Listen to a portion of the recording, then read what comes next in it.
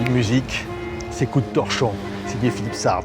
Un des films de Bertrand Tavernier, Le Juge et l'Assassin, Que la fête commence. Ce sont des musiques qui ont changé quelque part l'histoire du cinéma. Bertrand Tavernier en est un amoureux fou et il leur rend hommage ici au Festival de Cannes. Bertrand Tavernier, l'hommage de la SACEM, la musique de film. Enfin, j'allais presque dire, enfin on rend hommage à la musique de film. Enfin, moi, c'est un combat que j'ai voulu mener dans ces 11 heures, un quart consacrés au cinéma français. Oui, là, le voyage à travers le cinéma français, ce un documentaire voyage, à la fois, une fois au singulier, c'est le long métrage, une fois au pluriel, c'est la série, qui n'a rien à voir à faire avec le long métrage, mais qui parle d'autre chose. Et dans ce voyage, oui, j'ai voulu rendre hommage, moi, à ceux qui font partie des héros méconnus de l'histoire du cinéma, qui sont les compositeurs, dont on parle rarement, dont on joue trop rarement les œuvres en France, parce que pendant très longtemps, il y a eu une sorte de mépris vis-à-vis de la musique de film. C'était une musique de saltimbanque, c'était pas digne des orchestres, cette musique. Alors qu'aux États-Unis, très tôt, tous les orchestres de Philadelphie, de Chicago, les orchestres prestigieux, les chefs d'orchestres prestigieux jouaient des musiques de film, enregistraient des musiques de film. En France, c'est vrai, il y a quelques exceptions auxquelles il faut rendre hommage. Serge Baudot, Plasson, Michel Plasson. Et puis là, maintenant, ça commence un peu à se multiplier, parce que récemment, je crois qu'il y a l'Orchestre des Pays de Loire qui a enregistré un très beau disque sur Dutilleux, dont la musique de La Fille du Diable. Mais ça faisait des pans entiers de la musique de film, et d'une musique souvent exigeante, passionnante, riche, était indisponible, ne pouvait pas être jouée, que parfois les partitions qui auraient dû être préservées par les éditeurs, là on touche du doigt quelque chose, parce que normalement le producteur doit préserver les négatifs des films. Oui. Et les éditeurs devraient préserver le matériau, mais eh bien, on ne les trouvait pas. La Vérité sur Bébé d'Ange, La Grande Illusion, c'était introuvable. Il a fallu que Bruno Fontaine reconstitue La Grande Illusion à l'oreille, c'est-à-dire que la partition sublime de Joseph Cosma pour le film français le plus célèbre de toute l'histoire du cinéma, on ne pouvait pas la jouer. C'est incroyable. Elle n'avait jamais été enregistrée, elle ne faisait pas partie du patrimoine.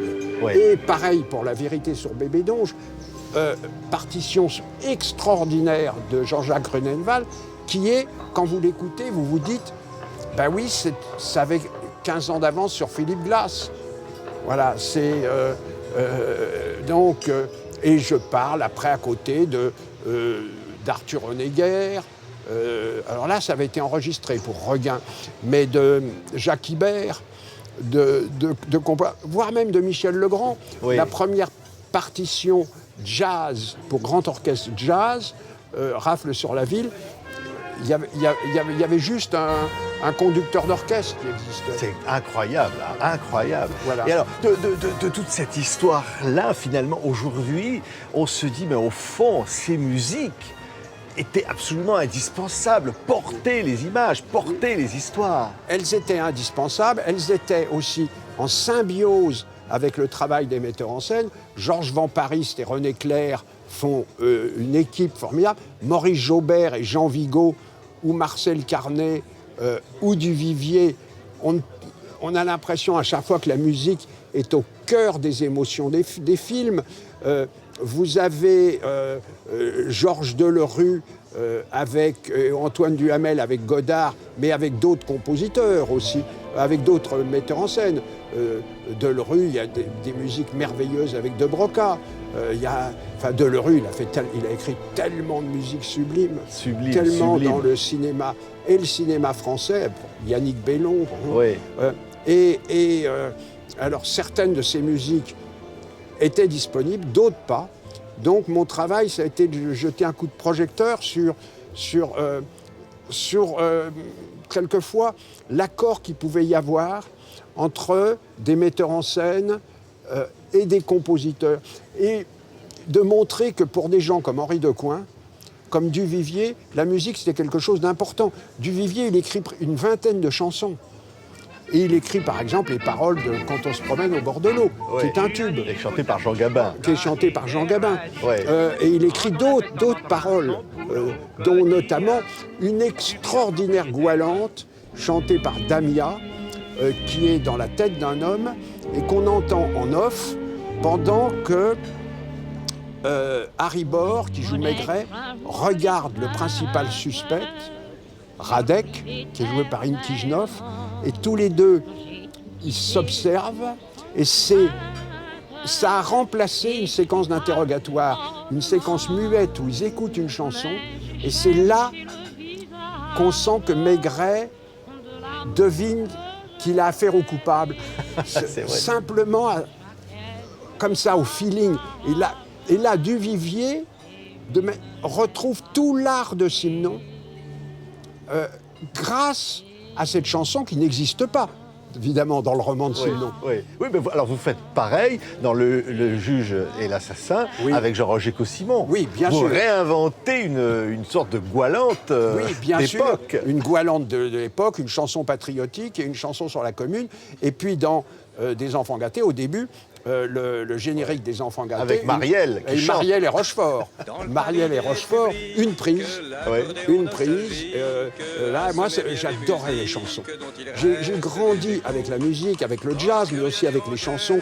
J'ai grandi en écoutant la radio, on entendait des noms d'orchestre. Je me rappelle quand j'étais môme, Jerry Mango, Pierre Spears et sa harpe.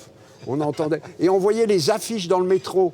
Bal avec Pierre Spears, sa harpe et ses rythmes. Ah oui, je me souviens. Il y avait toujours les rythmes. Oui, en plus. et je crois qu'en plus, dans les musiciens qui accompagnaient Marielle et Rochefort, Sard avait sélectionné aussi des musiciens de cette tradition qui pouvaient jouer une java. Donc il y avait Pierre Spears, il y avait le trombone André Paquinet, il y avait tout ça. Ça, c'est formidable. Alors, vous citez Sard. Quand vous dites l'osmose entre un réalisateur et puis un compositeur, là, avec Sard, vous en avez fait plein, Philippe Sard. Oui. Et il a écrit, je trouve, 2 ou 3 de ses plus belles musiques. On a entendu Coup de torchon tout à l'heure. Mais il y en a Coup de plein torchon d'autres. pour L627, c'était formidable. La princesse de Montpensier, elle était magnifique.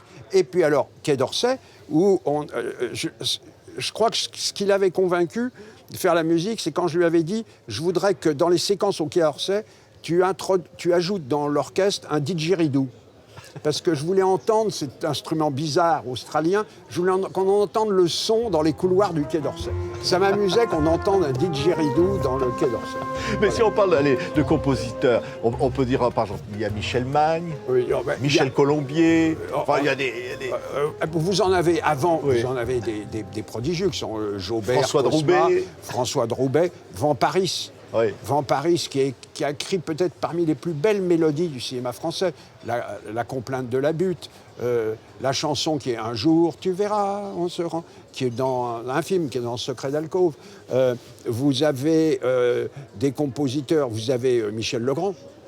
Michel Legrand, quand même, la musique du Messager, la musique du Sauvage, la musique des Parapluies de Cherbourg ou des Demoiselles de Rochefort, c'est pas de la gnognotte. Non, mais même une petite... Je pense, par exemple, au Tonton Flingueur.